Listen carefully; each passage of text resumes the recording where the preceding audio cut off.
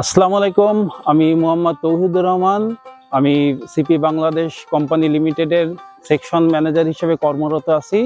আমি দুইটা ডিস্ট্রিক্ট দেখাশোনা করি, তার মধ্যে গোপালগঞ্জ এবং বাগেরহাট। এবং এই ডিস্ট্রিক্টে অন্যতম কালচার হচ্ছে গলদার সাথে মিশ্র চাষ। এবং এই গলদার সাথে মিশ্র চাষের আঙ্গিকে এই কালচারটা প্র্যাকটিস, এবং এইটাকে আমরা মডিফিকেশন করে গলদাটার প্রোডাকশনটা বাড়ানোর জন্য আমরা বিশেষ টেকনিক্যাল এবং টেকনোলজির মাধ্যমে আমরা কিন্তু অগ্রসর হচ্ছি, যার আলোকে আমরা গলদা এসপিএফ মানে স্পেসিফিক প্যাথোজেন ফ্রি নামক একটা গলদা পোনার হ্যাচারি করছি, যেখানে পুরুষের সংখ্যা বেশি পাওয়া যায় এবং প্রোডাকশনটা অনেক বেশি এবং কালচার পিরিয়ডটা কম। এর উপরে বেস করে আমরা বেশ কিছু ফার্ম আমরা ট্রায়াল হিসাবে আমরা শুরু করছি। তার মধ্যে আজকে যেই ফার্মে আসছি এইটাও একটা কিন্তু গলদা এবং সাদা মাছের একটা মিশ্র চাষ ছিল। পরবর্তীতে এটা আমরা এককভাবে গলদার মনোকালচার চাষে নিয়ে আসি। এই যে চাষি, ওনার নাম হচ্ছে মিস্টার বরুণ মণ্ডল, এবং এটা চিতলমারি উপজেলার খিলিগাতি গ্রামে অবস্থান। এইখানে উনি গত 2 বছর আগে আমাদের অল্প পরিসরে গলদা কিছু ট্রায়াল বেসিসে চাষ করছিল। সেখান থেকে উনি কিন্তু অনেক ভালো একটা রেজাল্ট পায়, এবং এই রেজাল্টের মাধ্যমে উনি পরের বছরে প্রায় 1000 কেজি এক একরে উৎপাদন করতে সক্ষম।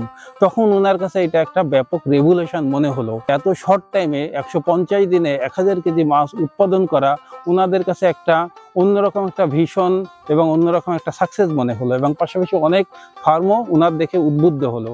এর আঙ্গিকে আমরা আবার একটা ইনোভেটিভ এবং নতুনত্ব টেকনোলজি নিয়ে ওনার কাছে হাজির হলাম এবং বললাম যে আপনার একটা তো এডিশনাল একটা পুকুর আছে, যেটা হচ্ছে আমরা যদি নার্সারি করতে পারি তাহলে এই নার্সারির আলোকে আপনারা বছরে 2টা ক্রপ করতে পারবেন, এবং 2টা ক্রপ গলদা এই এলাকার বা যে কোনো এরিয়ার মধ্যে এটা একটা কিন্তু রেভুলেশন বলা চলে। সেই সিস্টেমটা হচ্ছে কি, নার্সারি সিস্টেম। নার্সারি এবং গ্রাউড, এই 2টা যদি সিস্টেম থাকে তাহলে 2টা ক্রপ দেওয়া সম্ভব। এখন আপনাদেরকে আমি জাস্ট পুকুর প্রস্তুতি সম্পর্কে কিছু আইডিয়া দিব, এবং এই পুকুর প্রস্তুতির প্রাথমিক ধাপ হচ্ছে পুকুরের তলা শুকানো। এবং পুকুরের তলা শুকায়ে প্রথম স্টেজেই চুন দেওয়া হবে, এবং চুনটা হচ্ছে ক্যালসিয়াম অক্সাইড। কারণ পুকুরের তলা সবসময় অর্গানিক লোড থাকে এবং পিএইচ কম থাকে। পাথরের চুন দিলে কি হবে, এই পিএইচটা বাড়বে। তখন আমরা কি করব, পুকুরটাকে চারিদিকে ঘিরে ফেলবো। ঘিরে ফেলে মাটির নিউট্রিশন বাড়ার জন্য আমাদের সিপির সয়েল আছে। সয়েলটা হচ্ছে নিউট্রিয়েন্টস। পুকুরের এরিয়া ভিত্তিতে আমরা একরে 25 কেজি হারে সয়েল প্রয়োগ করি। প্রয়োগ করার পরে আমরা তারপরে পানি ঢুকানো হয়, এবং পানি অবশ্যই আমরা ফিল্ট্রেশন করে ঢুকাই। এই ফিল্ট্রেশন করে ঢুকানোর পরে আমরা অবজার্ভ করি যে এখানে কোনো সাপ, ব্যাং, কাঁকড়া বা কুচে ছোট ছোট বাচ্চা ঢুকে গেছে কিনা। অবজার্ভ করার পরে যদি দেখি যে এখানে বেশি পরিমাণ আছে, তখন সেই পরিমাণের সাথে ম্যাচিং করে আমরা ব্লিচিং ট্রিটমেন্ট করি। তখন পানিতে কোনো প্লাঙ্কটন বা অন্য কোনো কিছুই থাকলো না, ইভেন কোনো ব্যাকটেরিয়া থাকলো না, উপকারী ব্যাকটেরিয়া থাকলো না। কিন্তু আমাদের এটা হচ্ছে প্রোবায়োটিক ফার্মিং, যে আমরা সম্পূর্ণ ব্যাকটেরিয়া দিয়েই কিন্তু আমরা ফার্মিংটা করি। এই উপকারী ব্যাকটেরিয়া গ্রো করার জন্য তখন আমাদের কিছু নিয়ম বা ওয়াটার প্রিপারেশনকে ফলো করতে হয়। সেই ক্ষেত্রে আমরা প্রথমে আমাদের প্রোবায়োটিক আছে, সুপারবায়োটিক আছে, পিএইচ ফিক্সার আছে, এগুলো হচ্ছে ওয়াটার প্রোবায়োটিক। একরে পিএইচ ফিক্সার আছে আমরা 1 কেজি দিই, সুপারবায়োটিক আছে সেটাও আমরা 1 কেজি দিই। আবার অনেক সময় স্যালাইন বেশি, স্যালাইন কম, এর উপরে বেস করে আমরা কিছু প্রোবায়োটিক সিলেকশন করি। সেই ক্ষেত্রে আমরা 1 কেজি 2 কেজি বিভিন্ন হারে আমরা পানির পজিশন ওয়াইজ আমরা তখন এটা ডিসিশন নিই। এবং এইখানে আমরা তখন পিএইচটা চেক করি, এবং পিএইচ সবসময় আমরা 7.6 থেকে 7.9 এর মধ্যে রাখি। কারণ হাই পিএইচ এবং লো পিএইচ এই 2টা পিএইচের মাঝখানে আমরা রাখার চেষ্টা করি, কারণ লো পিএইচ মানে অ্যাসিডিক এবং হাই মানে ক্ষার। চিংড়ি যেহেতু আর্থ্রোপোডা পর্বের একটা প্রাণী, চিংড়ির বৈশিষ্ট্য হচ্ছে এটা খোলস চেঞ্জ করবে। মানে খোলসটা কখন চেঞ্জ করবে, যখন মাসেল ডেভেলপমেন্ট হবে, তাদের যখন গ্রোথ বাড়বে, তখন এই খোলসটা তারা চেঞ্জ করে। এবং খোলসটা চেঞ্জ করলেই আপনার সবসময় নিয়ন্ত্রণ রাখতে হবে, সেটা হচ্ছে মেজর মিনারেল, যেটা হচ্ছে ক্যালসিয়াম, ম্যাগনেসিয়াম, পটাশিয়াম। খোলস হচ্ছে এই ক্যালসিয়াম দ্বারা তৈরি, এবং এটাকে বলা হয় ক্যালকেরিয়া। এই কারণে যদি পানিতে ক্যালসিয়াম আয়ন যদি না থাকে, তখন কি হবে, মাছ খোলস চেঞ্জ করলো বাট ক্যালসিয়ামটা বডিতে টানতে পারলো না। তখন মাছ দ্রুত শক্ত না হলে তাদের চলাফেরা, খাওয়া দাওয়া এটা স্লো হয়ে যাবে, এবং তারা স্ট্রেস ফিল হয়ে তারা নিচেই বেডে অনেকক্ষণ ধরে অবস্থান করবে। এবং তারা ক্রমান্বয়ে দুর্বল হয়ে যাবে।